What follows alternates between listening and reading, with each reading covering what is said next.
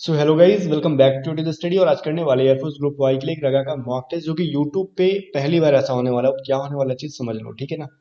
बिल्कुल भी एक तो सॉल्यूशन में बताता ही हूँ हर एक मॉक टेस्ट में, और साथ में क्या होगा नया चीज कि आपको एग्जाम वाली फीलिंग दिलाऊंगा टाइमर सेट करके, ठीक है ना। देखो किस तरीके से आप मनमौजी नहीं करोगे और आपको एक्चुअली पता चलेगा कि एग्जाम के लिए आपकी तैयारी कितनी है। अभी की अभी मैं बता दे रहा हूँ, ठीक है ना। ध्यान से सुन लो क्या होने वाला है। पर जो क्वेश्चन जीके के क्वेश्चंस के लिए गाइस आपको 20 सेकेंड्स मिलेंगे, और मैथ हो या रीजनिंग हो, ठीक है ना, मैथ हो या रीजनिंग हो, आपको 50 सेकेंड्स मिलेंगे। फिर भी ये टाइम से ज्यादा हो गया, क्योंकि एग्जाम में आपको रहता है कितना, 30 क्वेश्चंस रागा के सेक्शन में, और टाइम कितनी होती है गाइस, 25 मिनट्स। अब लो यहाँ पे एक क्वेश्चन पे 1 मिनट भी नहीं रहता है, ठीक है ना। उसके अलग मतलब उसके कंपेयर करें अगर, तो हम लोग ज्यादा टाइम ले रहे हैं, ठीक है ना। चलो गाइज, विदाउट वेस्टिंग टाइम हम लोग स्टार्ट करते हैं। और टाइमर किस तरीके से चलेगा, देखो नीचे जो ये ब्लू लाइन है गाइज, ब्लू लाइन है ना, देखो ये स्टार्ट हो जाएगा। ये 20 सेकंड के लिए मैं स्टार्ट करके दिखा दे रहा हूँ। आपका क्वेश्चन आते ही स्क्रीन पे आपको ये टाइमर स्टार्ट हो जाएगा। आप उसी के टाइम के अंदर आपको क्वेश्चन पढ़ना है, आंसर कॉपी पे नोट करना है, और फिर मैं आपको सोल्यूशन बता दूंगा, ठीक है ना। तो इस तरीके से जैसे ही गाइज ब्लू लाइन खत्म हो जाएगा, समझ लेना आपका टाइम खत्म हो गया। कोई रिंग वगैरह नहीं करेगा, आपको ब्लू लाइन पे नजर रखना है, ठीक है ना। आपके फोन में ये सब क्लियर दिखेगा। चलो आई होप कि आप समझ गए होंगे। और गाइस हाँ, ऑनलाइन टेस्ट सीरीज लगाने के लिए अभी सबसे बेस्ट है परीक्षा ऐप। परीक्षा ऐप का लिंक मैं डिस्क्रिप्शन दे दूंगा। अभी एयरफोर्स एक्स वाई और एक्स का दो, वाई का दो, या फिर एक्स वाई का दो, 50% डिस्काउंट पे मिल जाएगा गाइस। आपको exam A to Z 50 code, ठीक है। परीक्षा ऐप डाउनलोड करना, और परीक्षा ऐप डाउनलोड करने के बाद आपको डिफेंस कैटेगरी चुनना होगा, ठीक है ना। एग्जाम तो डिफेंस ही कर रहे हो। और उसमें टेस्ट वाले नीचे टेस्ट का सेक्शन होगा, जाके अपना परचेज कर लेना। पे एट वंस वाले ऑप्शन पे exam A to Z 50 code use करना, वहां से जाके 50% डिस्काउंट मिलेगा। फिलहाल चलो क्वेश्चन स्टार्ट होता है, ready steady and go. Question के साथ आपको टाइमर भी स्टार्ट हो जाएगा। तो फर्स्ट क्वेश्चन और आपका ऑप्शन दोनों स्क्रीन पे आ गया, और मैं बीच में परेशान करूंगा आपको बोल बोल के, पता है ना क्यों, ठीक है ना। चलो क्वेश्चन क्या है, अल्माटी बांध किस नदी पर स्थित है? कृष्णा नदी, कावेरी नदी, तुंगभद्रा नदी, मालप्रभा नदी। आई होप कि आपने इतना देर में आंसर कर लिया होगा, क्योंकि 20 सेकंड एनफ है जीके के क्वेश्चन के लिए। तो गाइज टाइम खत्म होता है आपका अब। तो गाइज यहाँ पे मैं बता दूं आपको आंसर, अल्माटी बांध जो है कर्नाटक में है। कर्नाटक में कहाँ पे? कृष्णा नदी पे। और गाइस जितने भी महान लोग, टाइम खत्म होने के बाद आपको आंसर याद आया होगा, तो समझ लेना यहाँ पे आपने अटेम्प्ट नहीं किया, ठीक है ना। उसी तरीके से लिखते जाओ, और लास्ट में कमेंट करके मुझे बताना। चलो सेकंड क्वेश्चन आपके स्क्रीन पे आ रहा है अब। टाइम भी स्टार्ट हो गया। निम्नलिखित में से कौन सी भाषा संविधान की 8वीं अनुसूची में नहीं है? फारसी, संस्कृत, कश्मीरी, नेपाली। ठीक है ना। आई होप कि इतने देर में आपको पता चल गया होगा। और कौन सी भाषा है या फिर नहीं है, नहीं है जानने के लिए मतलब ये पता होना चाहिए कौन सी भाषा आपको है, ठीक है। तो गाइज आपका टाइम हो गया आप खत्म, ठीक है। तो हम यहाँ पे देख लेते हैं कि संविधान में कौन कौन सी भाषा है, ठीक है ना, 8वीं अनुसूची में। ये टोटल जो है ना 22 लैंग्वेजेस को डाला गया है संविधान की 8वीं अनुसूची में, 8 शेड्यूल में। टोटल 22 भाषा को, जिसमें से पारसी आपको इस लिस्ट में दिखाई ही नहीं देगा, ठीक है ना। तो गाइज यहाँ पे एक चीज मैं बता दूं, पहले इसका आंसर पे टिक कर दूं, ताकि इसका पीडीएफ दूंगा टेलीग्राम चैनल पे ना, तो आपको मिल जाएगा, ठीक है। तो चलो क्वेश्चन नंबर 3, और उसका टाइमर भी स्टार्ट हो जाएगा। तो गाइज क्वेश्चन नंबर 3 है, लिंगराज मंदिर किस प्रदेश में है? लिंगराज मंदिर किस प्रदेश में है? उड़ीसा में, आंध्र प्रदेश में, उत्तर प्रदेश, कर्नाटक। 20 सेकंड बहुत ज्यादा हो गया नहीं इसमें, ठीक है गाइज। अगले बार से हम लोग 15 सेकंड कर लेंगे, ठीक है। तो गाइज यहाँ पे आपका टाइम खत्म हो रहा है, मुझे उम्मीद है कि आपने आंसर कर लिया होगा। तो चलो गाइज टाइम खत्म हो गया। तो लिंगराज मंदिर किस प्रदेश में है? तो उड़ीसा में है। आई होप की चीज पता होगा, नहीं भी पता होगा तो अभी तो पता चल ही गया होगा, ठीक है। सो रेडी हो जाओ, अगला क्वेश्चन आ रहा है आपके स्क्रीन पे। भारत में झंडा दिवस कब मनाया जाता है? ठीक है ना। 3 दिसंबर, 7 दिसंबर, 11 दिसंबर, 17 दिसंबर। दिमाग पे जरा जोर डालो, आंसर करो, क्योंकि टाइम लगभग आपका आधा खत्म हो चुका है। और जरा सीरियस वे में इस मॉक टेस्ट को लगाना, क्योंकि काफी मेहनत लगा है, और आपके एग्जाम के बिल्कुल एग्जाम ओरिएंटेड क्वेश्चन है, ठीक है। तो मुझे उम्मीद है कि आपने कर लिया होगा आंसर। सो यहाँ पे देखो, झंडा दिवस 7 दिसंबर को मनाया जाता है, ठीक है ना। चलो अगले मैथ वाले में हम ज्यादा एक्सप्लेनेशन करेंगे, इसमें एक्सप्लेनेशन के लिए है ही क्या, ठीक है। क्वेश्चन नंबर 5 आ रहा है अब। फोटोग्राफी में मुख्य रंग कौन सी होती है, ठीक है ना। तो आपको याद होगा तो आप फटाक से खोज लोगे, लाल नीला पीला, या फिर लाल पीला हरा, लाल नीला हरा, या फिर नीला पीला हरा। तो गाइज यहाँ पे बहुत टाइम हो गया, इतना फालतू का टाइम बच रहा है, आप 5-6 सेकंड, ठीक है। तो आई होप कि आपने कर लिया होगा। जब भी गाइज टाइम खत्म हो गया, फोटोग्राफी में हम जाते हैं तो कलर मिक्सिंग करते हैं ना, तो RBG को करते हैं मतलब रेड ब्लू एंड ग्रीन। तो कहाँ पे है? ऑप्शन नंबर सी में, रेड ब्लू एंड ग्रीन, ठीक है ना। तो चलो गाइज क्वेश्चन नंबर 6 के लिए स्टार्ट हो जाओ। वर्ष 2020 के प्रतिष्ठित महाराष्ट्र भूषण पुरस्कार से किसे सम्मानित किया जाएगा। ठीक है ना, ये जो एक महाराष्ट्र भूषण पुरस्कार है, करंट अफेयर का क्वेश्चन है, किसको दिया जाएगा। चारों ऑप्शन में से आई होप कि आपने आंसर अब तक कर लिया होगा। सचिन तेंदुलकर, सुनील गावस्कर, आशा भोसले और लता मंगेशकर। तो गाइज यहाँ पे टाइम खत्म हो गया। तो गाइज यहाँ पे भारत की एक प्रसिद्ध और प्रतिष्ठित गायिका जो है आशा भोसले जी, उनको मिलने वाला है महाराष्ट्र भूषण पुरस्कार। ठीक है ना, तो चलो चलते हैं हम लोग अगले क्वेश्चन की तरफ। माई एक्सपेरिमेंट विद साइलेंस नामक पुस्तक किसने लिखा है। तो यहाँ पे कुछ लोग महात्मा गांधी का ऑप्शन खोज रहे होंगे। देखो, माई एक्सपेरिमेंट विद ट्रूथ जो है ना, वो महात्मा गांधी ने लिखा था। ये भाई साहब ने नाम कॉपी कर दिया साइलेंस करके। वो कौन है भाई, जरा खोजो, टाइम आपका खत्म होने वाला है। ठीक है, पता है तो ठीक है, नहीं पता तो चलो टाइम खत्म। ये है समीर सोनी। ठीक है, माई एक्सपेरिमेंट विथ साइलेंस नाम की एक बुक है जिसको लिखा है इन्होंने समीर सोनी, और करंट अफेयर का क्वेश्चन है। फिलहाल चलते हैं हम लोग क्वेश्चन नंबर 8 पे। अगर मैथ हुआ तो भैया थोड़ा कॉपी पेन लेके तैयार रहना। ठीक है ना, चलो मैथ ही है और आपको 50 सेकंड मिले हैं। 8,800 में एक वस्तु बेचने पर लाभ प्राप्त होता है 7200, उसी वस्तु को बेचने पर हुए हानि के बराबर है। ठीक है ना, यदि इसे 9,600 में बेचा जाएगा तो लाभ प्रतिशत क्या होगा। अब इस एग्जाम में करना क्या है, इतना देर से क्वेश्चन पढ़ना नहीं है, क्वेश्चन पढ़ना है, सोल्यूशन करते जाना है। अब क्वेश्चन तुमने पढ़ लिया, अब इतना टाइम है, अब इसको सॉल्व करो, फिर जाके मैं आपको सॉल्यूशन बताऊंगा।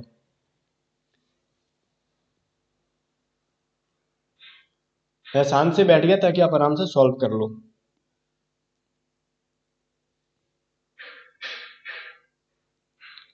सो गाइज लगभग आपका टाइम खत्म हो चुका है। आप थोड़ा पेन फास्ट चलाओ। ठीक है, और कुछ लोग ईमानदारी से बनाना, वीडियो को रोक रोक के मत बनाना क्योंकि ये बेईमानी हो जाएगा। सो गाइज टाइम अब आपका हो चुका है खत्म। ठीक है ना, सो गाइस चलो यहाँ पे मैं सॉल्यूशन बताता हूँ कि देखो बोल रहा है क्या, 8,800 में एक वस्तु को बेचने पर प्रॉफिट जो हो रहा है, ठीक है, वो 7,200 बेचने पे लॉस के बराबर है। मान लो अगर आपका एसपी है 8,800, तो यहाँ पे प्रॉफिट हो रहा है आपको एक्स रुपीज का।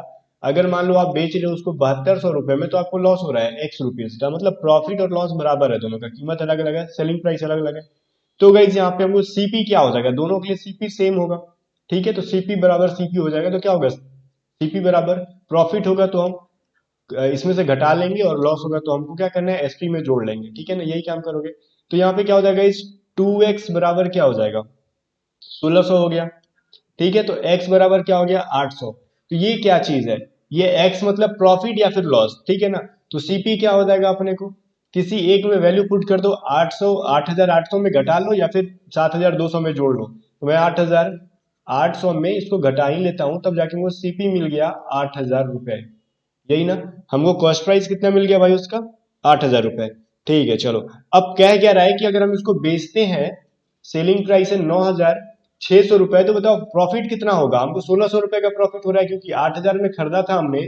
यहाँ पे मैं इसको जरा इरेज करके साफ साफ लिख दूं ताकि पीडीएफ दूं तो आपको समझ में आई ये चीज क्या लिखा हुआ है। इसको 8,000 रुपए में खरीदा और 9,600 में बेच दिया, तो 1,600 रुपए का प्रॉफिट हुआ। ठीक है, तो इसको परसेंटेज में बदल दो, बटा में 8,000 इंटू 100, तो डबल जीरो कट गया और ये जीरो कट गया, 8 दूनी 16। अब यही गाइज मैंने दिया था आपको कम्युनिटी पोस्ट में, तो लगभग 50% से ज्यादा बच्चों ने आंसर गलत किया था। अब जाके यहाँ कमेंट करेंगे भाई क्वेश्चन तो बड़ी आसान देते हो, तो कम्युनिटी में क्या गलती करते हो फिर। चलो अब देखते हैं हम लोग अगला क्वेश्चन। ठीक है, अगर नहीं समझ में आया तो पीछे करके देख लेना इसको। और हाँ, टाइमर स्टार्ट हो जाएगा, जरा फास्ट फास्ट पढ़ना। क्वेश्चन नंबर 9 सामने है। दो समान त्रिभुजों के क्षेत्रफल क्रमशः 121 वर्ग मीटर है और 64 वर्ग मीटर है। यदि पहले त्रिभुज की माध्यिका 12.1 मीटर है, तो दूसरे त्रिभुज की माध्यिका निम्न में से क्या हो जाएगी। तो गाइज इतना टाइम है और सफिशियंट टाइम है, आई होप कि आप लोग सॉल्व कर लोगे इतना टाइम के अंदर।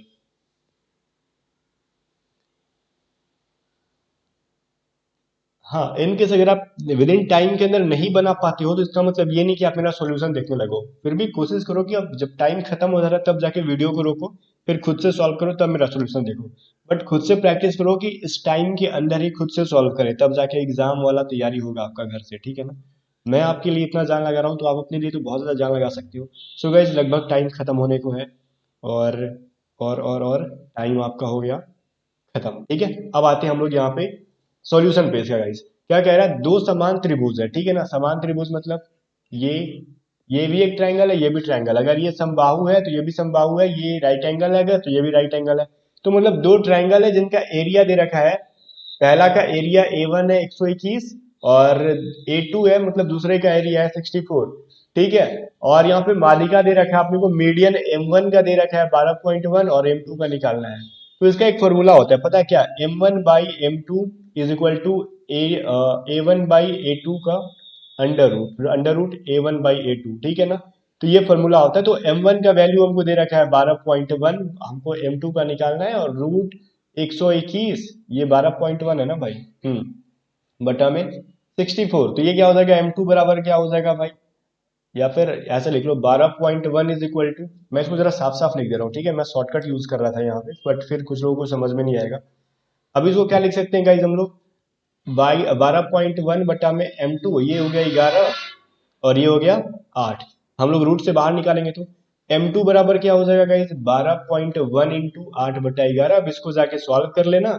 क्या कर सकते हो? ज्यादा से ज्यादा पॉइंट को हटा सकते हो यहाँ से, ठीक है। और पॉइंट को हटा के जाके फिर सॉल्व करोगे तो इसका आंसर आ जाएगा आपका 8.8 मीटर, ठीक है ना, 8.8 मीटर। आई होप कि गाइस इतना कैलकुलेशन तो आप कर सकते हो, बाकी कुछ नहीं करना है। यहाँ पे पता है क्या करना? पॉइंट को हटा के बटा में 10 कर दो, 11 से कटा दो, और फिर जाके 11 11 इंटू 8 88, और बटा में 10 रहेगा तो पॉइंट में चेंज कर दो, बस आगे आंसर, राइट आंसर सी होगा। अब गाइस अगर नहीं समझ में आया तो कुछ नहीं करना है, बस इस वाले फॉर्मूले पे रख लो खुद से और कैलकुलेशन कर लो, आपके पास तो दिमाग होगा। अभी चलते हैं क्वेश्चन नंबर 10 पे हम लोग, और आपका टाइमर हो गया स्टार्ट। गाइस यदि कोई व्यापारी अपने लागत मूल्य से 60% अधिक मूल्य पर किसी वस्तु को अंकित करता है और उसे 30% की छूट दे देता है तो उसका लाभ प्रतिशत ज्ञात करो। अब कुछ लोग ना क्वेश्चन पढ़ते हैं तब सॉल्यूशन करते हैं, नहीं, क्वेश्चन एक लाइन पढ़ते रहो और कॉपी पे लिखते रहो कि क्या क्या चीजें बोली गई है उसमें, ठीक है ना, तब जाके सॉल्यूशन में आसानी होगा। 50 सेकेंड सफिशियंट है आपके लिए। आई होप कि आपने इसको सॉल्व कर ले रहे होगे 50 सेकेंड्स के अंदर एक क्वेश्चन। देखो मैं क्वेश्चन पढ़ के इतना बकवास कर ले रहा हूँ, ठीक है ना, और देख रहा है टाइमर चल रहा है, इतने देर में हम लोग सॉल्व कर सकते थे इसको। सो गाइस ऑप्शन है 12, 15, 10 और 20, ठीक है। चलो,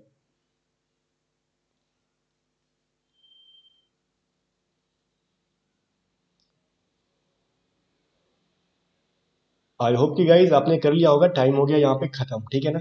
यदि कोई व्यापारी अपने लागत मूल्य से 60% अधिक मूल्य पर वस्तु को अंकित करता है तो 30% की डिस्काउंट दे देता है तो उसका प्रॉफिट क्या होगा? देखो उसका सीपी पता नहीं है, मान लो लागत मूल्य उसका है 100 रुपए, हमने परसेंटेज में पढ़ा था प्रॉफिट लॉस में, अगर उसकी एग्जैक्ट कोई डेटा नहीं दिया है कि इतने में खरीदा इतने में बेचा, सिर्फ परसेंटेज दे रखा है, तो हम लोग 100 मान लेते हैं आंख बंद करके।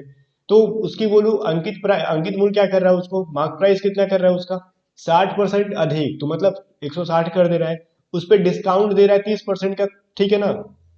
तो उसका लाभ प्रतिशत क्या है? तो सेलिंग प्राइस कितना हो जाएगा इस पे?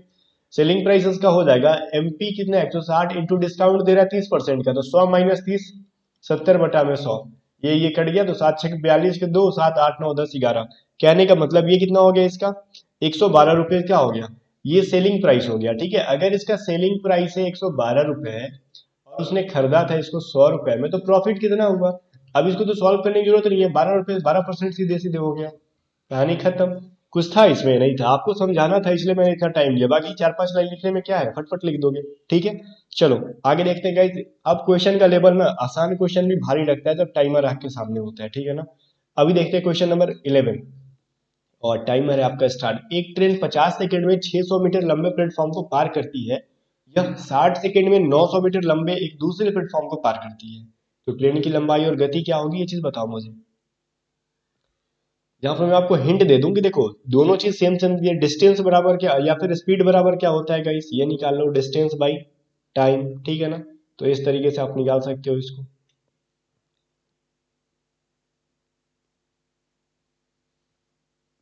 कुछ कुछ मैथ्स है थोड़े से कैलकुलेटिव है, बट गाइस कोशिश करो कि विद इन टाइम आपसे बन जाए, ठीक है ना। और लगभग टाइम आपका होने वाला है अब खत्म, ठीक है ना। थोड़ा सा 5 सेकंड के अराउंड बचा हुआ है, सो वो भी हो गया अब खत्म, पूरा का पूरा खत्म, ठीक है। तो गाइस यहाँ पे अब देखते हैं क्या है। एक ट्रेन 50 सेकंड में 600 मीटर लंबे प्लेटफॉर्म को पार करती है, बस इतना पढ़ लिया तो दिमाग है ना कि 50 सेकंड में 600 मीटर, ठीक है। तो 600 बटा में 50, ठीक है, प्लेटफॉर्म को पार कर लिया। तो अब देखो प्लेटफॉर्म का पूछा है क्या, यह 60 सेकंड में 900 मीटर लंबे प्लेटफॉर्म को पार कर जाते, तो ट्रेन की लंबाई याद करो, ट्रेन की लंबाई और गति। तो ट्रेन की लंबाई हमको पता नहीं है, लेकिन प्लेटफॉर्म में इतना, तो डिस्टेंस क्या हो जाएगा, हमने आज ही पढ़ा था प्रैक्टिस सेट में, प्लेटफॉर्म की लंबाई प्लस में ट्रेन की लंबाई, ठीक है। अब वही ट्रेन के बारे में दिया गया है कि अगर वो 900 मीटर का प्लेटफॉर्म हो, ट्रेन की लंबाई इतनी होगी, तो टोटल डिस्टेंस बटा में टाइम कितना ले रहा है वो 60 सेकंड का। अब इसको सॉल्व करो, ट्रेन की लंबाई आ जाएगी आपकी, जीरो जीरो कट गया। ठीक है। अब गाइज ये क्या हो जाएगा, ये 5 उस साइड चला जाएगा, 6 इस साइड हो जाएगा, तो कितना हो जाएगा 3600। ठीक है, प्लस में 6t is equal to 9 × 5 = 45, 4500 plus में 5t। तो t का वैल्यू कितना हो जाएगा, अब यहाँ पे आयोग भी कर सकते हो, प्लस माइनस कर लोगे, तो आपका आ जाएगा टोटल 900। ट्रेन की लंबाई कितनी होगी, 900 मीटर। अब क्या कह रहा है, और चीज पूछ रहा है कि ठीक है चलो ट्रेन की लंबाई तो होगी, इसकी स्पीड बताओ, तो स्पीड है किलोमीटर प्रति घंटा में और ऑप्शन है सारे मीटर प्रति सेकंड में। तो स्पीड बराबर होता है डिस्टेंस बटा में टाइम। ठीक है, तो डिस्टेंस कितना हो जाएगा, ये 900, और या तो यहाँ पे एक और ट्रेन क्या हो गया, अगर इसको लेते हैं तो हम लोग बटा में 50 करेंगे, और इसको लेते हैं तो बटा में 60 करेंगे। तो चलो हम 50 वाले को ही ले लेते हैं, आप दोनों करके देख लेना। 900 प्लस में 600 बटा में 50, और ये मीटर प्रति सेकंड में वैल्यू देगा, हम इसको 18/5 कर लेंगे तो किलोमीटर प्रति घंटा देगा। ठीक है ना, क्योंकि ऑप्शन सारे किलोमीटर प्रति घंटे में है। तो क्या हो जाएगा, 9 और 6 कितना हो गया, 1500 बटा में 50 इंटू 18/5।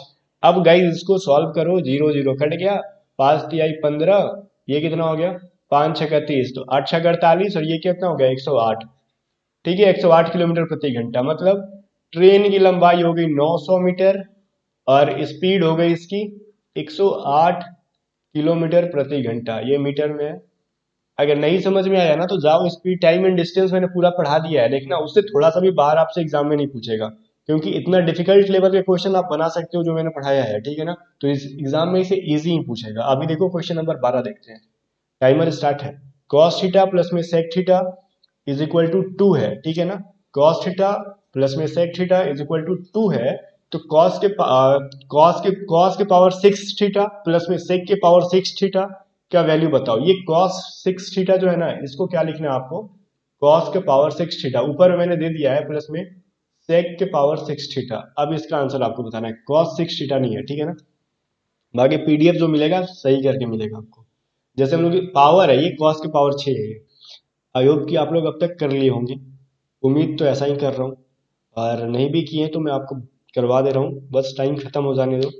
ठीक है, और गाइज बहुत इजी से कंसेप्ट था, इसमें कुछ था नहीं। ठीक है, और ट्राइगोनोमेट्री गाइज मंडे से स्टार्ट हो जाएगा, 11 बजे लाइव क्लास, और क्लास को जरूर ज्वाइन करना। बाकी मैथ 2021 करके प्लेलिस्ट है, सारी जगह चैप्टर से पढ़ लो, फिलहाल टाइम आपका हो गया खत्म। ठीक है, मेरे को शांत बैठने में मजा नहीं आता है, बकबक करते रहने में अच्छा लगता है।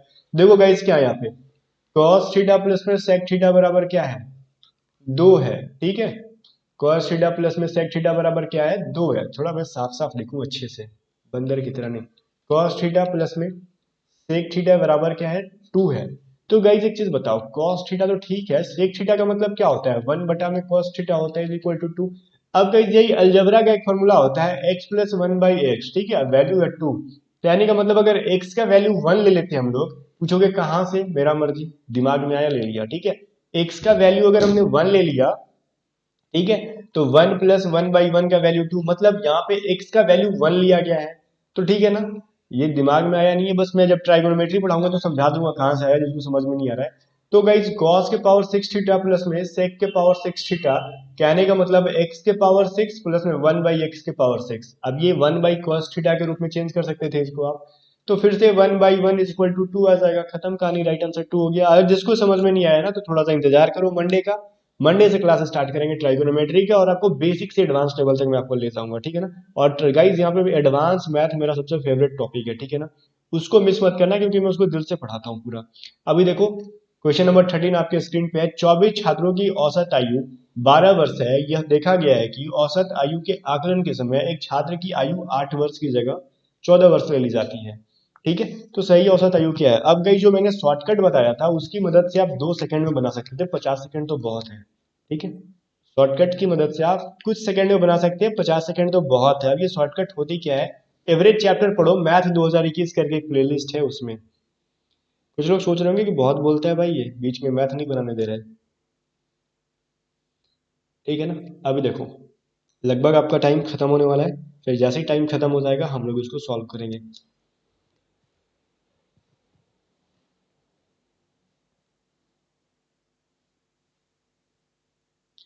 सो आपका टाइम हो चुका है अब खत्म यहाँ पे। अब चलो हम इसको स्टार्ट करते हैं। अभी बोल रहे हैं 24 स्टूडेंट्स की एवरेज आयु क्या है। देखो पहले तो बेसिक में बता दे रहा हूँ, या फिर पहले चलो ट्रिक ही बता दे रहा हूँ जो मैंने ट्रिक बताया था। अभी 8 की जगह पे 14 लिया गया है, देखो ठीक है। कितने का अंतर है, 6 का अंतर है। टोटल एवरेज क्या था, 12 था। 12 में कितना माइनस करोगे, जितना गैप है और प्लस में जितने लोग हैं, ठीक है, बस इसको माइनस कर देते तो क्या हो जाता है, 6 × 24 1/4 मतलब 12 माइनस 0.25 बराबर 11.75। ये एवरेज चैप्टर में मैंने पढ़ाया था आपको, ये मत कहना कि नहीं पढ़ाया था, मुझे याद है मैंने पढ़ाया था बहुत ही बेहतरीन तरीके से। तो इतना लिखने में कितना सेकंड लगेगा, क्या लगता है आपको, 50 सेकंड लगेगा? नहीं ना, मुश्किल से 20 सेकंड लगेगा, ठीक है। और इसके बीच में हमने सॉल्व कर लिया इसको। अब ट्रिक किसी को नहीं समझ में आएगा, वो एवरेज का जाके पूरा जितना भी लेक्चर होगा वीडियो होगा पूरा पढ़ लेना, समझ में आ जाएगा। अभी फिलहाल बेसिक से देखो कैसे बनता है। 24 छात्र हैं, उनका एवरेज है 12, तो 24 × 12 टोटल तो निकल जाएगा, उनका आयु निकल जाएगा। फिर क्या करना था हमको, माइनस करना है। देखो 14 गलती से लिया गया ना 8 की जगह पे, तो 14 को माइनस कर दो और उसकी जगह ऐड किसको करना है, 8 को। बटा में अभी भी टोटल 24 ही रहेंगे लोग, ठीक है। तो 24 × 12 करोगे तो क्या आएगा, 288 माइनस 14, -14 + 8 क्या होगा, -6 बटा में 24। अभी कितना हो जाएगा इस 282 हो जाएगा, ठीक है ना। 282/24 इज इक्वल टू कर लो 11.75 आ जाएगा, ठीक है। चलो ये बेसिक से हो गया, वो शॉर्टकट था। तो शॉर्टकट काफी आसान है, क्योंकि इतना कैलकुलेशन करने में जितना टाइम लगाओगे ना, 24 से 12 को मल्टीप्लाई करने में, उतना देर में आप शॉर्टकट से बना लोगे, ठीक है। तो गाइस क्वेश्चन नंबर 14 अब आ रहा है आपके स्क्रीन पे। एक ट्रेन को एक स्थिर खंभे को पार करने में 1 मिनट का समय लगता है। इस ट्रेन को उस पुल को पार करने में कितना समय का लगेगा, कितना समय लगेगा, जिसकी ट्रेन की लंबाई से क्या है, दुगनी है। मतलब पुल का लंबाई जो है ट्रेन की लंबाई से दोगुनी है। तो उस पुल को पार करने में ट्रेन कितना समय लगेगा, अगर एक पोल को पार करने में 1 मिनट का समय लगता है। मैं आपको हिंट दे रहा हूँ यहाँ पे, एक पोल जो है 1 मिनट को आप सेकंड में बदल के निकालो, आपका आंसर आ जाएगा। 1 मिनट को 60 सेकंड का वैल्यू रखो, तब आपका आंसर जल्दी आ जाएगा, ठीक है ना। चलो, आपका 50% से भी ज्यादा टाइम खत्म हो चुका है। अब हमको लगता है कि यहाँ पे फटाफट टाइम खत्म हो रहा है और मैं सोल्यूशन के लिए तैयार हूँ, ठीक है ना। मेरे हाथ में खुजली हो रहा है कि कितना जल्दी से सोल्यूशन लिख दूँ यहाँ पे। देखो आपका टाइम हो रहा है अब खत्म, और मैं होने वाला हूँ चालू, ठीक है ना। आपका टाइम खत्म हो गया। अब बोल रहा है क्या, इससे एक ट्रेन को एक स्थिर खंभे को पार करने में 60 सेकंड का समय लग रहा है, ठीक है। कितना टाइम ले रहा है गाइस, 60 सेकंड में। तो डिस्टेंस क्या हो जाएगा, डिस्टेंस यही होगा ना ट्रेन की लंबाई। तो ट्रेन की लंबाई क्या हो जाएगा, स्पीड इंटू टाइम। अब स्पीड हमको दिया नहीं, तो स्पीड मान लो, और समय दे रखा है 60 सेकंड, ठीक है ना। 1 मिनट का मतलब 60 सेकंड। तो ट्रेन की लंबाई कितनी हो गई, ट्रेन का LENGST लेंथ हो गया S × 60, ठीक है ना।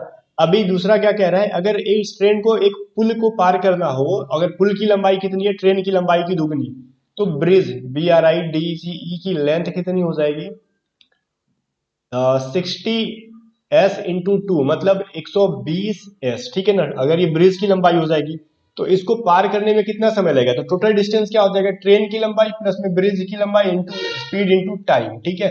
तो ट्रेन की लंबाई है 60S प्लस में ब्रिज की लंबाई है 120S, ठीक है। तो ये दोनों जोड़ देंगे तो कितना हो जाएगा, ये 60S प्लस में 120S बराबर, स्पीड दिया नहीं हमको और टाइम हमको दिया नहीं है, टाइम निकालना है, ठीक है ना। तो गाइज 180 एस ये एस का मतलब है स्पीड, ठीक है ना, एस इंटू टाइम। तो एस कट गया, तो टाइम बच गया अपने को 180 सेकेंड्स। लो आपके आंख पे पट्टी था, वो चीज मैंने हटा दिया। इस तरीके से अगर लॉजिक लगाओगे ना एग्जाम में, तो आंसर आएगा कैसे। तो थोड़ा सा लॉजिकल बनो, ठीक है ना। और मैं पता था कि 50 सेकंड से थोड़ा सा ज्यादा लग सकता था, बट अगर समझदारी होता है, कैलकुलेशन फास्ट करते, तो आप कर सकते थे इसको आसानी से, ठीक है ना। तो ये चीज कैसे आएगी, ज्यादा से ज्यादा प्रैक्टिस करो तब आएगा, ठीक है ना। चलो अभी क्वेश्चन नंबर 15 आपके स्क्रीन पे आने वाला है। ए जो है एक निश्चित कार्य को 10 दिन में पूरा कर सकता है, जबकि बी इसे 6 दिनों में पूरा कर सकता है। बी ने इस पर 4 दिन काम किया, छोड़ दिया। ए को शेष काम मतलब बेचारा वो पूरा कर रहा है, ए जो है पूरा काम करने में लग गया, ठीक है। अगर इसको बनाना चाहे तो 10 सेकंड के अंदर ये बन जाएगा सवाल, इसमें कुछ करना ही नहीं है, कैलकुलेशन नाम का कोई चिड़िया नहीं है, जो मैंने शॉर्टकट बताया था, ठीक है। तो जितने लोग मेरे पढ़ाई हुई चीज को रिवीजन कर रहे होंगे तो आप बनाओगे, अदरवाइज एग्जाम में जाके यही कहोगे बिना रिवीजन के कि सर आपने जो पढ़ाया वो तो आया ही नहीं था। जबकि कोस्ट गार्ड में most of the questions math और रीजनिंग के वही सारे सवाल आए थे, ठीक है ना, जो हमने पढ़ लिया था। जिन जिन टॉपिक से पढ़ लिया था वो सारे सवाल बहुत कम टाइम के अंदर बन जाते हैं। अब जो हमने पढ़ाई नहीं था वो तो आएगा कहाँ से, जैसे मेंसुरेशन नहीं पढ़ा था, ट्रिगो नहीं पढ़ा था, ठीक है। चलो गाइज आपका लगभग टाइम हो चुका है अब खत्म। और देखो इसको मैं कितना जल्दी बता रहा हूँ। देखो गाइज यहाँ पे ए कितना दिन में कर रहा है, 10 दिन में। बी कितना दिन में खत्म कर सकता था, 6 दिन में। शुरू से अंत तक कौन काम कर रहा है, मतलब लास्ट तक कौन काम किया, ए। बीच में भागा कौन, बी भागा, तो कितना काम करके 4 दिन, तो मान लो टोटल काम एक है, 4 दिन तक काम किया, वो कितने दिन में कर सकता था, 6 दिन में। मल्टीप्लाई जो लास्ट तक काम किया वो, ए लास्ट तक काम किया तो कितने दिन में कर सकता था, 10 दिन में। ये शॉर्टकट मैंने पढ़ाया था ना, तो क्या हो जाएगा 6 - 4/6 × 10। ये तो मुझे लिखना नहीं चाहिए था, फिर भी मैं लिख दे रहा हूँ। ठीक है, तो 2 × 6 मतलब 10/3 आ गया आंसर। इसको आप चाहते हैं ना तो सेकंड्स के अंदर बना लेते हैं, लेकिन नहीं, हम तो बनाएंगे भैया अपने हिसाब से। ठीक है, चलो अब क्वेश्चन नंबर 16 आएगा, अब फटाक से। तो गाइस रीजनिंग का क्वेश्चन है और 50 सेकंड बहुत है इसके लिए, ठीक है ना। आप चाहो तो इसको 30 सेकंड के अंदर बना सकते हो। WWSSQQ वाट के, ठीक है ना। चलो इसको जल्दी से सॉल्व कर लो गाइस।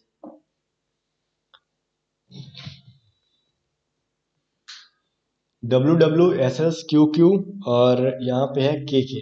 तो गाइस इसको सॉल्व करो, और मैं उम्मीद कर रहा हूँ कि यहाँ पे जिसको 50 सेकंड के अंदर बन गया उसका ठीक है, अदरवाइज नहीं तो फिर नहीं हो पाएगा।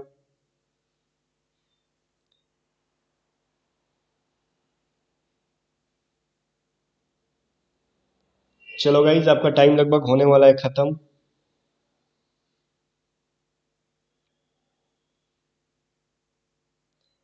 चलो हो गया टाइम आपका खत्म गाइज। यहाँ पे अब देखो यहाँ पे कैसे बनेगा, ये डब्ल्यू डब्ल्यू है, एस एस है, क्यू क्यू है। तो डब्ल्यू के बाद इसमें एस आया है, तो डब्ल्यू में कितना माइनस कर देंगे तो एस आ जाएगा, बताओ। डब्ल्यू में कितना पीछे जाओगे, डब्ल्यू में अगर 4 माइनस कर दो तो एस आ जाता है, ठीक है। तो उसको डबल डबल कर दिया, एस एस। वही अगर एस में कितना माइनस कर देंगे हम लोग, 2 माइनस करेंगे तो क्या आएगा, क्यू, तो क्यू क्यू कर दो। क्यू में -4 कर दो तो क्या आएगा, एम, तो एम एम कर दिया। ठीक है, तो यही आंसर हो जाएगा आपका एम एम। अभी फिर देखो इसको 4 किया, 2 किया, 4 किया, तो फिर अगली बार 2 करते ना, चेक करने के लिए कर रहा हूँ। तो एम में 2 माइनस कर दूं, सॉरी 4 माइनस, हाँ ठीक है 2 माइनस कर दूं, यहाँ पे अभी 2 का बारी था। रुक जाओ मैं साफ साफ लिख देता हूँ इसको। ठीक है, 2 माइनस कर दूं तो के आ जाएगा, तो देखो बाद में के रिपीट किया गया है। तो गाइस यहाँ पे राइट आंसर क्या हो जाएगा आपका, एम एम, ठीक है ना, एम एम। अभी चलो क्वेश्चन नंबर 17 पे चलते हैं हम लोग। हाँ, ये कह रहा है गाइज माइक्रोग्राम, देखो माइक्रोग्राम में पहले वाट का चिन्ह है, तो बोला है यहाँ पे वाट, माइक्रोग्राम, मिलीग्राम, ग्राम, ठीक है। यहाँ पे कुछ लोग कंफ्यूजन में होंगे, टाइम खाओ पूरा दबा के, क्या लिखें। कुछ लोगों का एक बार जा रहा होगा दिमाग, किलोग्राम हो सकता है, टन हो सकता है, 100 ग्राम हो सकता है, क्विंटल, या फिर नैनोग्राम, क्या लिखें इसको, हमको समझ में तो आ नहीं रहा है। फिर भी नहीं समझ में आ रहा तो देखो मैं आपको समझाऊंगा, दिमाग लगाओ, दिमाग लगाओगे तो बन जाएगा। और इसके लिए गाइज 50 सेकेंड सफिशियंट है। और मुझे लगता है कि टाइम को छोड़ो, अब जिसको बनना होगा बन गया होगा, नहीं बनना होगा अभी तक नहीं बनेगा। सो टाइमर खत्म होने से पहले मैं सॉल्यूशन बता दे रहा हूँ आपको। तो गाइज देखो यहाँ पे, ये है ग्राम, ये है मिलीग्राम, ये है माइक्रोग्राम, ठीक है। और अभी तक मैंने आंसर बताया नहीं है, टाइम जब तक खत्म नहीं होगा कैसे बता सकता हूँ। ठीक है, चलो तो हो चुका है आपका टाइम खत्म। तो देखो ग्राम से छोटा होता है मिलीग्राम, मिलीग्राम से छोटा होता है माइक्रोग्राम, और माइक्रोग्राम से छोटा होता है नैनोग्राम। तो राइट आंसर क्या हो जाएगा, नैनोग्राम। अब देखो क्वेश्चन नंबर 18, बोल रहा है पेंशन, एप्टीट्यूड, कैप्टन और ट्रॉपिकल सर्वाइव, ठीक है। तो यहाँ पे क्या हो जाएगा गाइज, यहाँ का ऑप्शन कुछ इधर उधर हो गया। देखो पैरोट ऑप्शन ए है, बी में है अप्लाई, सी में है ट्रैप, डी में है टेट्रापोड, ठीक है ना। यहाँ पे मैंने नंबरिंग करना छोड़ दिया है। तो ये आपका ए है, ये आपका बी है, ये आपका सी है, ये आपका डी है, ठीक है। तो क्या आंसर हो जाएगा आपको निकालना है इसमें से, ठीक है ना। तो यहाँ पे जरा दिमाग लगाओ किस तरीके से, और ये कम्युनिटी टैब में दिया था मैंने, और इसका आंसर मतलब 90% से भी ज्यादा लोगों ने गलत दिया है, ठीक है ना। कुछ कुछ बच्चे ने पकड़ लिए हैं, कुछ कुछ लोगों ने पकड़ा और कम्युनिटी में आंसर को कमेंट भी किया, तो मैंने पिन कर दिया था उनको। देखो गाइज अब लगभग हो चुका है आपका 50% खत्म, ठीक है ना। तो मुझे लगता है कि मुझे सॉल्यूशन बता देना चाहिए। हम्म, तो गाइज यहाँ पे खत्म हो गया टाइम। देखो पेंशन नाम की जो चिड़िया है, PENSION, इसमें कितने हैं, 3 3 6 1 7, 7 लेटर है इसके अंदर, ठीक है। एप्टीट्यूड के अंदर जो है टोटल काउंट करो, इसमें है 8 लेटर्स, ठीक है। इसमें क्या है कैप्टन, ये तो लेटर्स नहीं होता, लेटर होता है। इसके अंदर है 7 लेटर, ठीक है ना। काउंट कर लो, 3 3 6 1 7, ठीक है ना।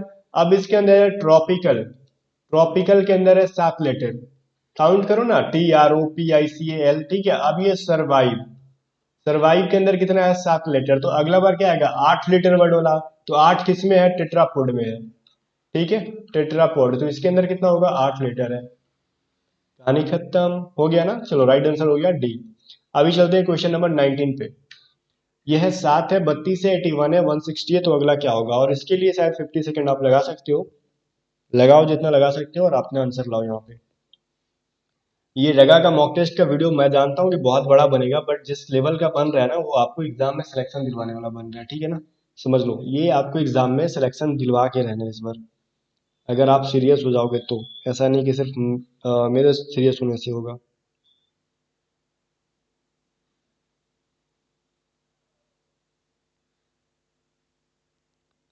सो गाइज, यहाँ पे मुझे उम्मीद है कि आप लोग ने कर लिया होगा।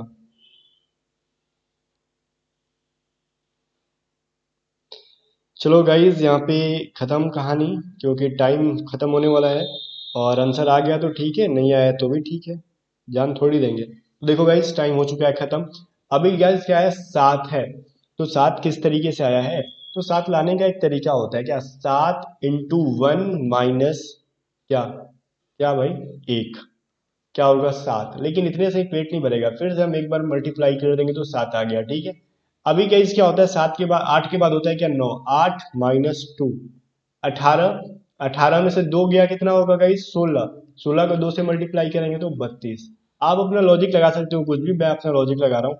फिर क्या है गाइस, फिर आएगा 9 के बाद 10। 10 में से 3 से मल्टीप्लाई करो, 3 माइनस करो, आएगा कितना, 30 - 3 27। 27 को मल्टीप्लाई करो 3 से, आ जाएगा आपका 81, है ना? अगला 81, बहुत अच्छा। 10 के बाद क्या होता है, 11 × 4 - 4 इज इक्वल टू, एज 44 में अगर 4 माइनस करोगे तो क्या आएगा, 40। फिर इसको मल्टीप्लाई करो 4 से, 160 आ गया, 160। अब अगला क्या होगा, 12 × 5, ठीक है ना? फिर माइनस करोगे 5, तो 12 × 25 60 - 5 55 इज इक्वल, मल्टीप्लाई 5 करो, 25 25 25 25 2 27, तो 527 है। अब इतना टफ लेवल का क्वेश्चन पता है क्यों दिया था? क्योंकि बहुत लोग चिल्ला रहे थे कि बड़ी इजी क्वेश्चन करा रहे हो। अब उनको पता चल रहा होगा कि इजी क्वेश्चन क्या होता है, डिफिकल्ट क्या होता है। और इस लेवल का क्वेश्चन मुझे नहीं लगता कि आपके एग्जाम में पूछेगा। मतलब लेवल पैटर्न यही रहेगा, लेकिन कैलकुलेशन इतना ज्यादा नहीं रहेगा, ठीक है ना? आप इजीली कर सकते थे। चलो गाइस, कोई इशू नहीं है, गलती हुआ तो कोई बात नहीं है, नेगेटिव मार्किंग कर लेना। अभी देखते हैं क्वेश्चन नंबर 20। हाँ, कह रहा है यदि ए का अर्थ है plus, at the rate of का मतलब है मल्टीप्लाई, एंड का मतलब है डिवाइड, एंड वी का अर्थ है माइनस, तो बताओ। ठीक है, तो बताओ क्या बताओगे, जो बताना है उसको बताओ। तो वो मतलब ये इस इक्वेशन का सॉल्यूशन बताओ, और क्या बता सकते हो आप लोग। तो टाइमर स्टार्ट है। अब ये कैलकुलेशन है, तो आप लोग कैलकुलेशन 50 सेकंड के अंदर आसानी से कर सकते थे, कुछ है नहीं इसके अंदर, ठीक है ना? चलो।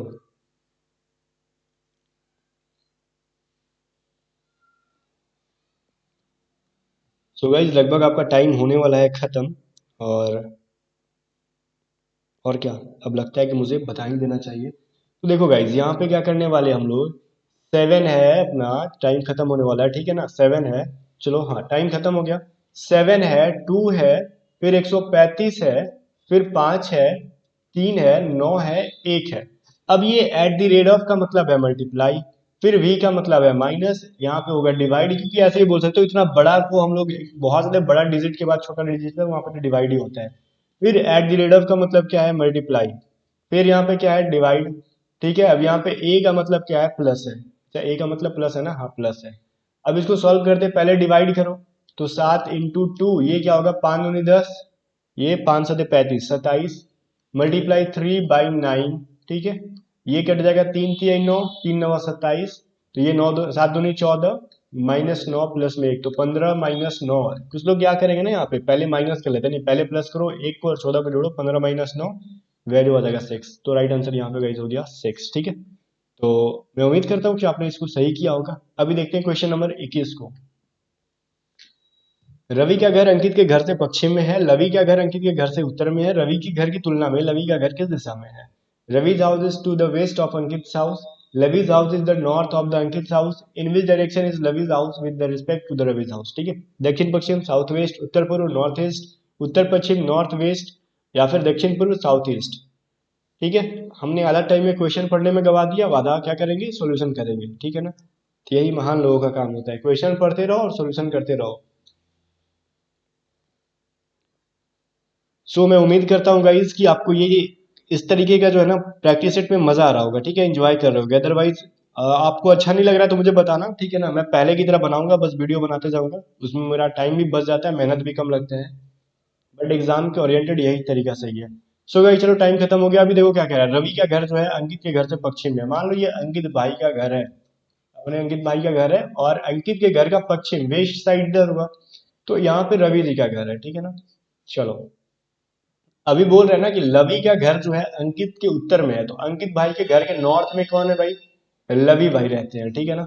चलो ये रवि नहीं है, लवी है, ठीक है। बच्चे जो तुतला के बोलते हैं ना लवी, रवि को लवी, वही लवी है ये, ठीक है। तो रवि के घर की तुलना में, मतलब ये रवि के घर के अगर हम रिस्पेक्ट में बात करें तो लवी का घर कहाँ पे, अगर यहाँ पे हम एक ग्राफ बना दें इस तरीके से, ये भाई साहब यहाँ पे है, ये नॉर्थ होता है अपना, ये ईस्ट होता है, तो नॉर्थ ईस्ट में है भाई साहब ये लवी जी।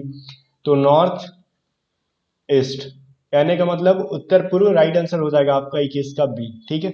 तो गाइज आई होप कि ये चीज क्लियर समझ में आ गया होगा। नहीं समझ में आएगा तो वीडियो को जरा फिर से पीछे करो और फिर से देखो इसका सोल्यूशन, तो समझ में आएगा क्या है नहीं, ठीक है। अब चलो क्वेश्चन नंबर 22 देखते हैं हम लोग। एक आदमी ने कहा महिला से कि तुम्हारी माँ के पति की बहन मेरी बुआ है, उस महिला का आदमी से क्या संबंध है। चलो महिला से कह रहा है तुम्हारी माँ के पति की बहन, मतलब बनाने की जरूरत नहीं है, सो क्वेश्चन को पढ़ते पढ़ते आंसर कर दोगे। किसी लड़की की माँ की पति मतलब उसके पिता, और उसकी बहन उसकी क्या लग रही है भाई, उस आदमी की बुआ लग रही है।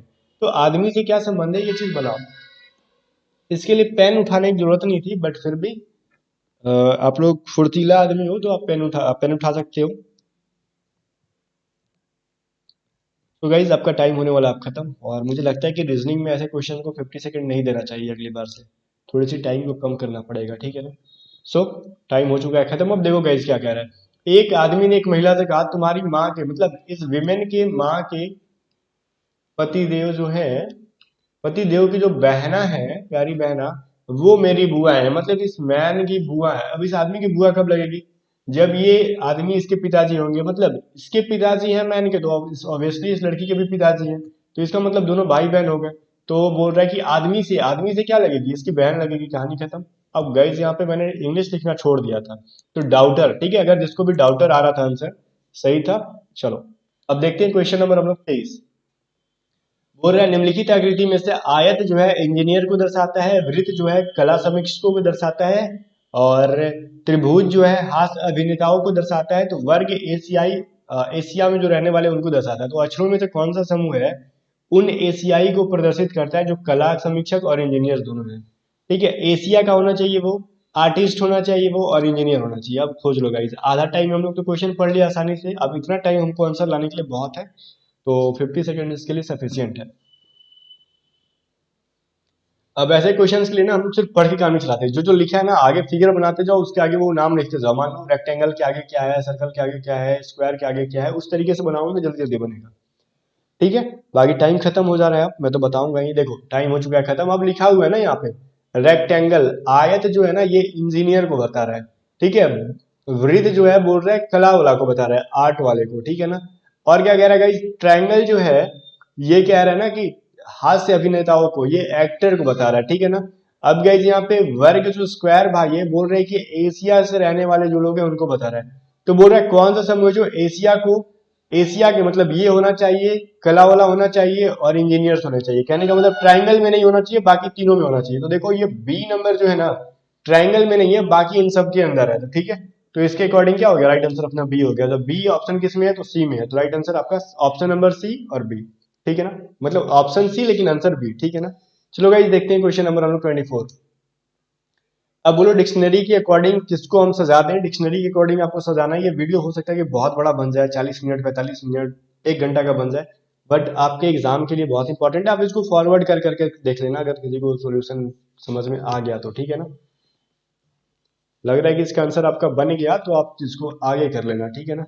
चलो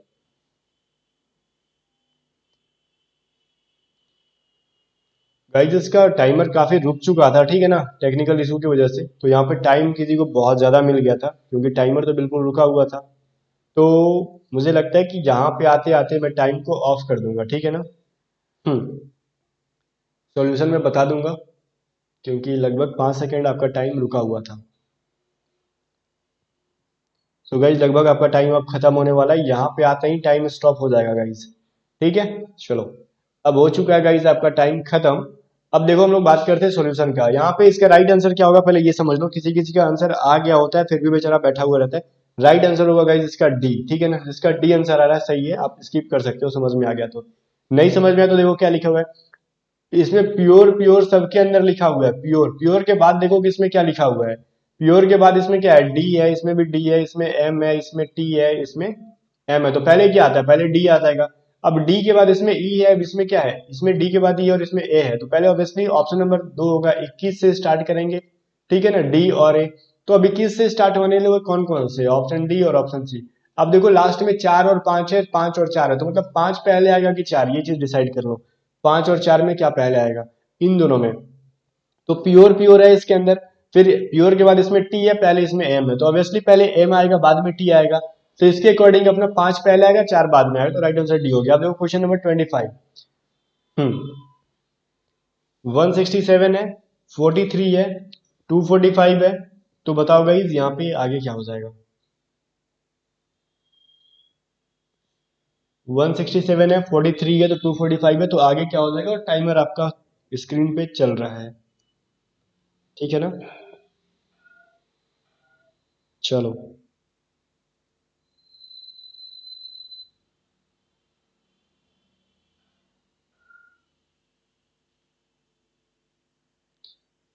सो गाइज, आई होप कि आपने इसको आंसर कर लिया होगा। अब मैं इसका सॉल्यूशन बताने जा रहा हूँ। हम्म तो देखो गाइज यहाँ पे 167 है, 43 है, 245 है, तो किस तरीके से हम लोग इसको बनाएंगे।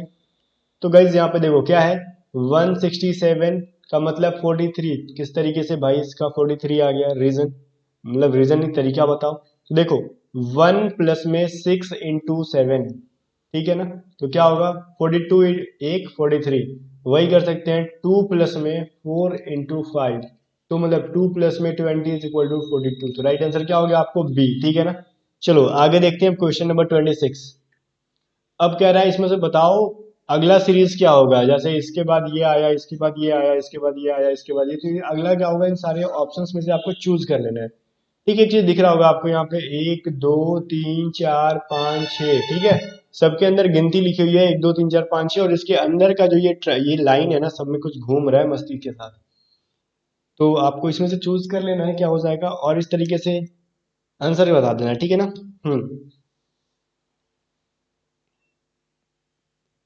इसमें काफी टाइम मिल गया, और नॉन वर्बल में टाइम कुछ ज्यादा लगता भी है। तो मैं उम्मीद कर रहा हूँ कि आपने अब तक बना लिया होगा, ठीक है ना।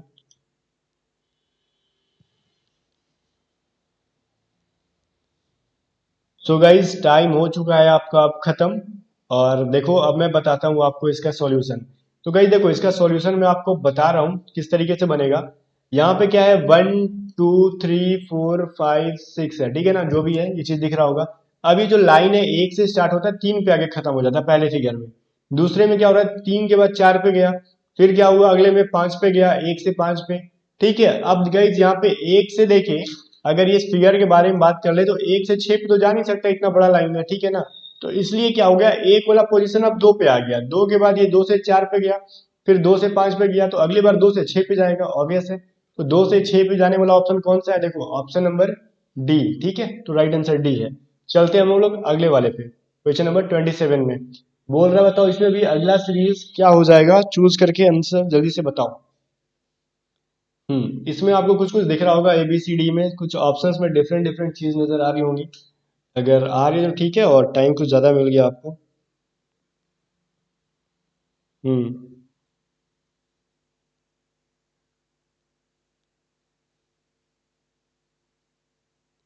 सो गाइस देखो यहाँ पे। हम्म आई होप कि आपको समझ में आ रहा होगा। मैं चुपचाप लगा जा रहा हूँ ना, इसलिए कि आप थोड़ा सा आराम से कर लो। अदरवाइज बोलोगे कि बड़ी नाक में उंगली करता है, बहुत बोलता है। सो लगभग आपका हो रहा है आप खत्म टाइम। और देखो यहाँ पे क्या हो रहा है गाइज, टाइम हो रहा है आपका खत्म। अब देखो किस तरीके से इसका आंसर आएगा। अभी देखो पहले फिगर में जो जो चार चार फोटोज हैं, तो उन फोटोज को देखो, इन दोनों का अगर रिलेशन निकाले तो जस्ट एक एक स्टेप आगे बढ़ गए हैं।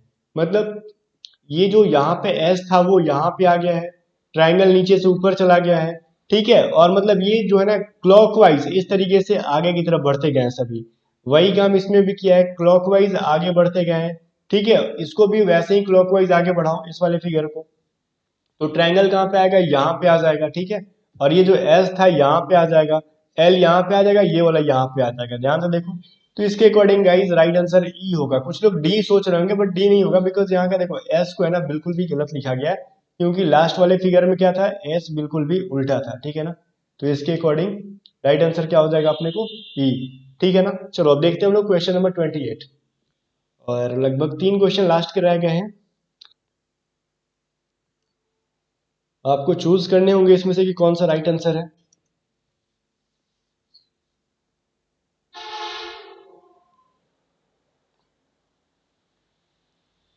चलो गाइज, मुझे उम्मीद है कि इतना देर में आपने इसका आंसर कर लिया होगा। अगर इतना देर में आंसर नहीं आया तो क्योंकि इस पे 50 सेकंड देना गलत बात है। मैंने तो दिया बट आप इससे कम में निकालो।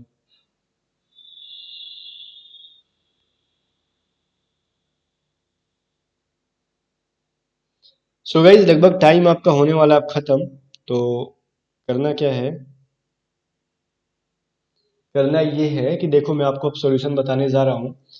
तो गाइज देखो, फर्स्ट वाले सर्कल में क्या कर रखा है ना, हमको यहाँ पे लाइनिंग जो की है, अब ये एंटी क्लॉकवाइज चल रहा है। ठीक है, एंटी क्लॉकवाइज इस तरीके से। अब ये क्या चीज है मैं बता रहा हूँ, नॉन वर्बल मैंने पढ़ाया था एंटी क्लॉकवाइज क्या है। अभी पहले वाले में यहाँ पे, दूसरे वाले में यहाँ पे आ गया, मतलब एक लाइन का अंतर है। ठीक है, मतलब एक पोजीशन चेंज किया, इसमें दो पोजीशन चेंज करिए। देखो यहाँ से सीधे छलांग मारा, यहाँ पे दूसरा पोजीशन पे चला गया। इसके पे एक का अंतर है, इसमें दो का अंतर है, इसमें देखो तीन का अंतर है, इसमें चार का अंतर आ गया। ठीक है ना, एक दो तीन चार, तो चौथे में यहाँ पे आ गया ना ये वाला फिगर। तो अभी हम लोग इस एरो को 5 फिगर आगे ले जाएंगे, मतलब एक दो तीन चार पांच, तो कहने का मतलब यहाँ पे होना चाहिए, और ये सेम टू सेम नहीं होना चाहिए। ठीक है, मतलब इसमें तो हमको यहाँ पे देखो, मैं बना दे रहा हूँ इसको, यहाँ पे होना चाहिए, लेकिन लास्ट में कैसा होना चाहिए हमको, ये चीज इसके बाद क्या आएगा, देखो इसमें ये था तो इसके बाद एरो आ रहा है, तो इसके बाद एरो आना चाहिए। तो देखो किसमें है, राइट आंसर किसमें है भाई, ई में है, तो इसके अकॉर्डिंग राइट आंसर अपना ई हो गया। ठीक है, सो राइट आंसर ई हो गया। अब देखते हैं हम लोग लास्ट 29 क्वेश्चन, लास्ट नहीं है, 30 क्वेश्चन है। अभी देखो गाइस, पूछ रहा है कि choose the figure which is different from the rest, इसमें से डिफरेंट कौन सा है जरा बताओ। और इसके लिए 50 सेकेंड्स है, और मुझे उम्मीद है कि आपको 50 सेकेंड्स की जरूरत नहीं होगी। सो आई होप कि आपने इसको कर लिया होगा अब तक। तो चलो गाइज, मैं आपका इसका आंसर बता ही देता हूँ। अगर कर लिया जिसने ठीक है, नहीं किया तो फिर तो भी ठीक है, क्योंकि ऐसे क्वेश्चन के लिए 50 सेकंड देना बेवकूफ़ी है। तो राइट आंसर इसका ए होगा। क्यों होगा गाइज, इसका रीजन देखो। अगर ट्राइंगल की देखा जाए, अगर मान लो ये इसका सर है, तो सब में ट्राइंगल का जो डॉट वाला पार्ट है ना, सब में राइट साइड में देखो, इसके भी राइट साइड में, इसके भी राइट साइड में, इसके भी राइट। अगर ट्राइंगल ये उल्टा है ना, तब आपको ऑप्शन नंबर डी में ट्राइंगल उल्टा है, तब आपको अगर सीधा करे तो इसका भी डॉट यहीं पे आएगा। अगर इसका ट्रायंगल सीधा करें तो डॉट यहीं पे आएगा, इसका ट्रायंगल सीधा करो तो डॉट यहीं पे आएगा, और इसका ट्रायंगल में तो ऑलरेडी यहाँ पे है। बट इसका ट्रायंगल सीधा करें तो डॉट इस साइड में आएगा। सब में क्या है, राइट साइड में है, इसमें डॉट जो है लेफ्ट साइड में है। तो इसके अकॉर्डिंग राइट आंसर क्या हो गया, आपको ए हो गया। ठीक है, तो चलो देखते हैं अब लास्ट क्वेश्चन आज का, आपके स्क्रीन पे है। ठीक है, आपके स्क्रीन पे लास्ट क्वेश्चन है, और जरा बताओ कि choose the figure which is different from the rest, कौन सा फिगर इसमें से राइट है। और आज का क्लास अभी तक का रगा का मॉक टेस्ट में सबसे लंबा क्लास चला होगा, और सबसे अमेजिंग भी है। अगर आपको गाइज लगता है कि नहीं इस टाइप से नहीं होना चाहिए, तो आप कमेंट करके जरूर बोलना, मैं भी अपना टाइम बचाऊंगा अगली बार से।